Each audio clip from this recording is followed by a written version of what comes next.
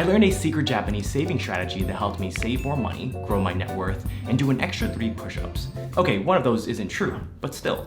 Over the years, I've tried hundreds of budgeting techniques, but none of them helped as much as this.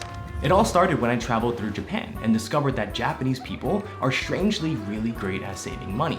In the 60s, Japan had a savings rate of 28.7%, when the US was only at 17%, and throughout the decades, they've consistently saved more than us. And after chatting with a few locals, I learned their simple Japanese saving technique that anyone can implement into their daily lives. And the best part is, you don't need to know any fancy Excel or use any finance apps. You just need a pen and paper. So the Japanese saving strategy is called Kakeibo, and it's a budgeting system that's translated as household financial ledger. Kakeibo is literally the simplest, but also the most helpful way to achieve your financial goal. Changing financial habits isn't easy to do, partly because our spending habits are ingrained into our daily routine, and the act of spending ties into an emotional aspect that's difficult to detach from. Kakeibo was developed in 1904 for Japanese housewives to help them plan their household finances. For the past 119 years, Kakeibo's framework financially transformed millions of lives. So the way it works is actually quite simple, but the first step is you'll need the actual Kakeibo planner and tracker. You can get it for a few bucks on Amazon or follow along with a pen and notebook. Or you can download my free Kakeibo PDF template here, link down below. Okay, so Kakeibo takes a monthly approach to budgeting, so let's start at the beginning of the month. The first few sections are dedicated to outlining some very basic financial information. First, calculate your monthly income. Think about your take-home pay and any other additional streams of income. If you're trash at math like me, just use a calculator to add everything up. Second, calculate your monthly fixed expenses. Fixed expenses are regular bills and costs that you have to pay that stay pretty much the same every single month, no matter what. This includes stuff like rent, mortgage, utility bills, and debt payments. Of course, there are still other essential expenses like groceries, but those are considered variable expenses, meaning they can vary from month to month based on your choices. We won't include these yet. Third, you're gonna put down your savings target for that month, and this amount will come from whatever is left over after your fixed expenses. Be realistic with the first few times you use Kakeibo. I know you might want to be super ambitious and set a huge amount from the start, but it's impossible to change spending habits overnight. Instead, just start by slowly committing to this technique, and then it'll be much easier to save more in the future. The last thing you want to do is feel overwhelmed and just give up. Then fourth, and here's where it gets really interesting, you'll calculate how much money is available after you take your fixed expenses and savings target into account. Normally, with most saving strategies out there, you start off with your income, then generally cut out all expenses and save the remainder. But with Kakeibo, your savings aren't an afterthought. They're a before thought, if that's even a word. You plan for them first, then spend the rest. So you move from saving what you haven't spent to spending what you haven't saved. The rest of your income now becomes your total cash available. Fifth, you can get a general idea of how much money you can spend each day during that month, and still be able to stick to your saving target by dividing the number of days. Now, before we move on to the sixth step, there are 4 types of expenses that you need to familiarize yourself with. They're super simple, but this categorization plays a very important role later. First are needs. This is stuff that's absolutely 100% necessary, like groceries, car payments, or student loans. Second is wants. This is stuff that's nice to have, but not absolutely 100% necessary, like takeout food or magic lamps. Next is cultural expenses. This is stuff that you can consider cultural participation, such as books, museum fees, movie tickets, except I'd argue that the 97th Fast and Furious movie doesn't count here. And lastly, there's unexpected expenses. These are other expenses that randomly crop up, like unexpected medical bills or home repairs. Okay, so step 6 is when you'll need to track your expenses with the monthly and detailed tracker. And I'll tell you in a little bit why, scientifically speaking, this is crucial. Basically, whenever you make a purchase, you want to write it down and correctly categorize it as a need, a want,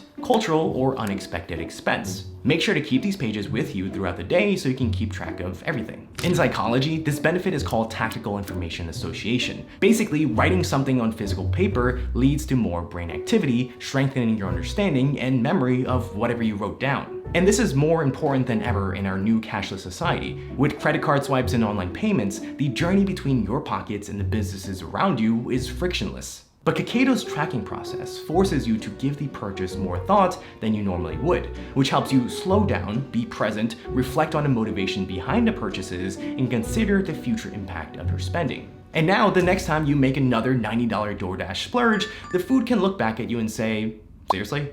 And this is a big part of what other budgeting tools are missing. Like if you want to buy any non-essential items or impulse purchases, you're going to need to ask yourself 5 questions before buying them. 1, can I live without this item? 2, based on my financial situation, can I afford it? 3, will I actually use it? 4, how did I come across it in the first place? Did I see it in a YouTube ad? Did I come across it after wandering into the mall out of boredom? And 5, how do I feel about buying it?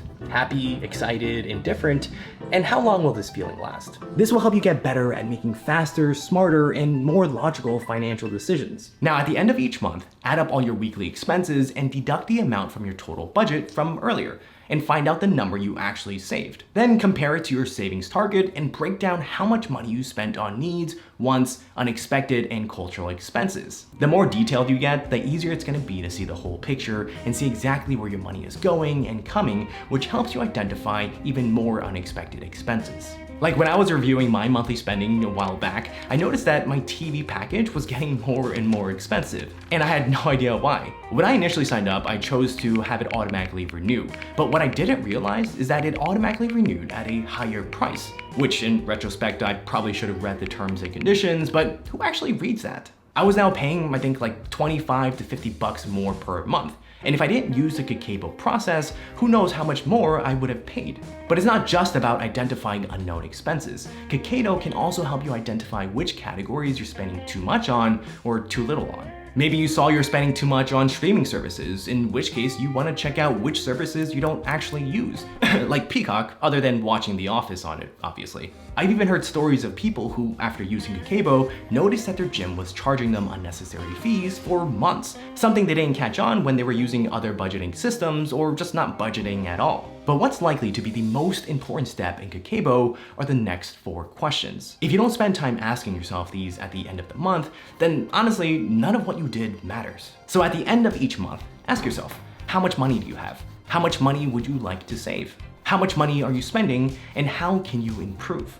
What separates Kakeibo apart is that it isn't just about organizing your finances. It's about decluttering, streamlining, and improving them as well. But trust me, it will not be effective if you just focus on efficiency over this step. This end-of-month reflection keeps you reminded of the progress that you are making towards your saving goals. It also helps you spend better as you reflect on which types of spending enhance your life, which types are unnecessary or harmful, and even more importantly, understand what went wrong and why.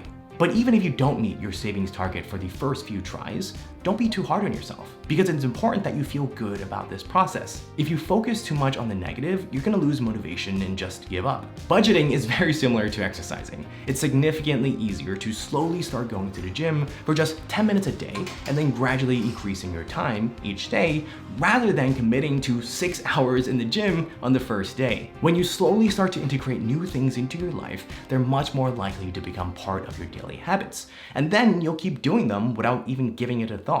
But the truth is, Kakeibo wasn't the only thing that made Japanese people one of the best savers in the world. There are 2 more factors that very few people outside of Japan actually know about, and I'll show you how you can incorporate them. In the US, most office workers receive an annual salary, and then maybe a small bonus at the end of the year. However, in Japan, about 1/3 of their total annual income is in the form of bonuses, which are paid out twice a year.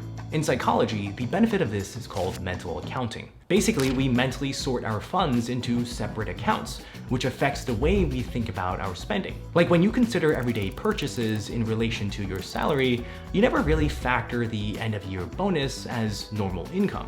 You just consider it as an extra or transitory income. And that's why, even though we know a bonus is coming, we tend to budget for it separately. Like we'll use it to buy a nice magic lamp, or sometimes we'll save it. But in Japan, this extra income is more likely to be saved or invested, since it wasn't part of their monthly Kakeibo budget.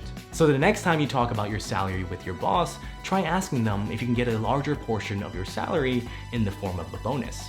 Next, so after a few weeks in Japan, I finally understood why most people and businesses in Japan prefer cash. And don't worry, I'm not going to tell you to make all your purchases in cash, because personally, I love to use credit cards to get their bonuses. Cash is physical and tangible, which allows you to track your spending a lot easier and ultimately be more conscious with your money. But the great thing about Kakeibo is that you can still use credit cards because as long as you record all your purchases, you still get that tangible benefit. Kakeibo is all about forming habits and starting small. You can't save thousands of dollars without first learning the habit to save $5 or $20. And that leads me to something that you've got to start accepting. And it's that sometimes saving techniques like this just won't work for you. And that might be because you haven't first correctly trained your mind to do it yet. Click here to learn how I tricked my mind to love saving money effortlessly so you can finally achieve financial freedom.